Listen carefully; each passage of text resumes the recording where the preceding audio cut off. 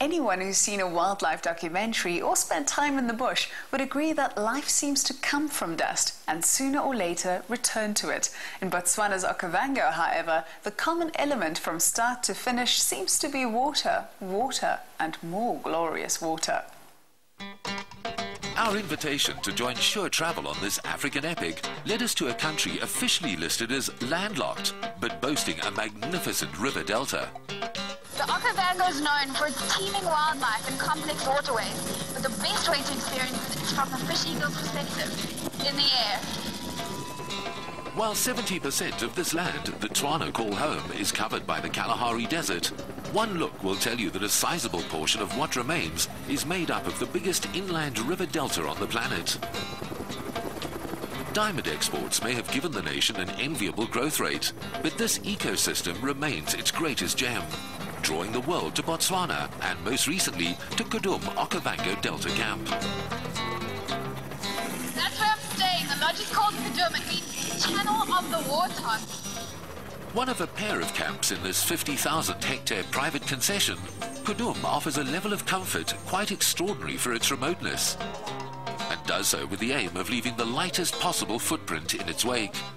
If many concepts have come from top South African designers, then the famous craft tradition of Botswana has brought them all to life. This really feels like a proper bush lodge. Yes, Kelly, it's all about the color which really bring you into this bush, and all the recycled materials. These are made by local people around.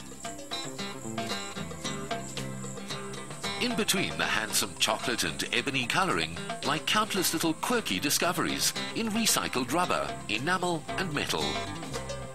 All the timberwork is chunky and roughly hewn by expert Tswana hands. With the material we use to build the camp, we can easily break it up within a month, and if you come around the island, you can't just believe there was a camp. With a clean, green conscience, you sleep pretty well, whilst hoping that you'll wake up where you went to sleep. Being in the Okavango, is flooding ever a problem? This is our rain season, and it is the peak season of the floods, so the water gets higher and it will drop soon. And the lodge is built on the struts, on the wooden decks, so it's high enough to resist our floods. To get up close and personal with the Okavango's other occupants, we hopped aboard a real 4x4, and fittingly, the first creature across our path was the one which gave its name to the camp, the warthog. A guided walk through the bush and savannah is an even better way of making the acquaintance of rare roan antelope, lechwe and sesame. Yet this is also lion country, so Kelly was content on 4 wheels. She observed that the baobab tree might not be the biggest living thing in all the delta, and that animals come in both left and right-hand drive too. Because elephants only have one trunk, people tend to assume that they're ambidextrous, but in actual fact, if you look closely at their tusks, elephants actually prefer to choose one tusk over the other. So if they're right-tusked or left-tusked, either one is worn down a bit more than the other. As fascinating as the wildlife is, we glimpsed the menu before setting out, and the promise of ginger lime marinated beef carpaccio drew us home for dinner, sleep, and an early wake-up call. It's day 2 of my Okavango adventure. We've just left the lodge and we're on the way to the tented camp. But we're still in the delta, so there's still lots of water. There's actually water here. Are we going to drive around there? No, we just go through. Let's go. No, we can't go through there. Oh, let's go. It's fine. Don't worry. Just mind the rising damp. Woo! Oh, wait. You see? Oh, my goodness. Are you flooded? This is funny, man. Oh, no, this is a very powerful machine, well designed for this environment. You know, we cross this water almost every day. Hello! What are you doing? Fishing? We can catch a fish in here. They caught nothing for lunch, but the reception couldn't have been warmer. Nobody says hello quite like the Tswana.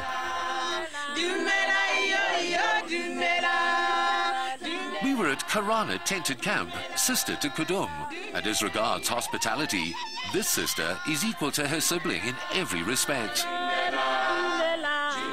Lighter and more airy to go with a gentler geographical location, this island camp has room aplenty for 9 sleek ensuite safari tents.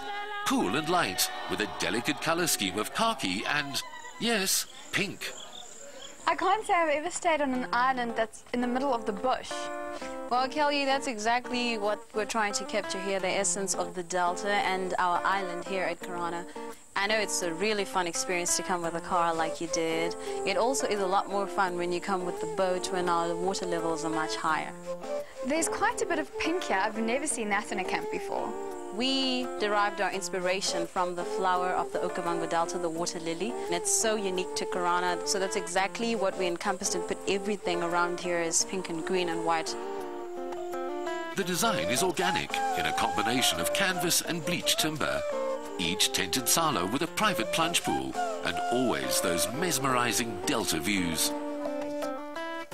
But Kelly, this is not just your ordinary tent. This is a luxury tented camp.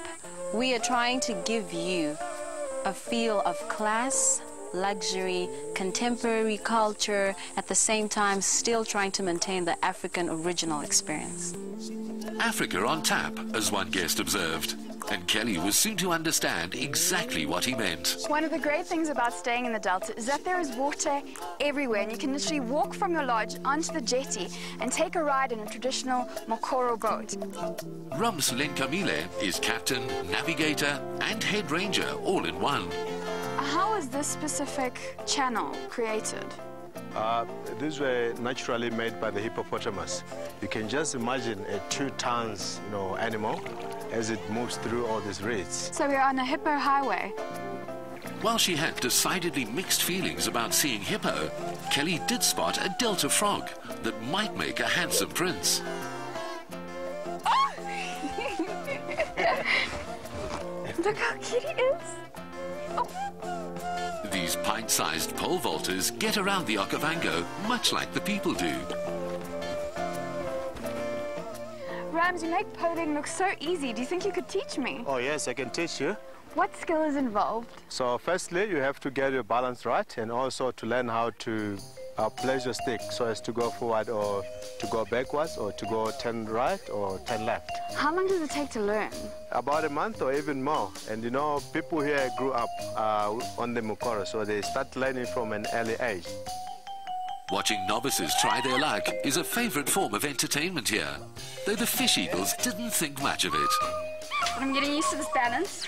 I've had a few close shaves, but I must say, this is quite thirsty work. From the guests' lips to the host's ears, no need goes unanswered for long. She'd arrived in Botswana, known simply as Kelly Parkhurst. Mokoro Kelly. She'd leave richer in name and experience.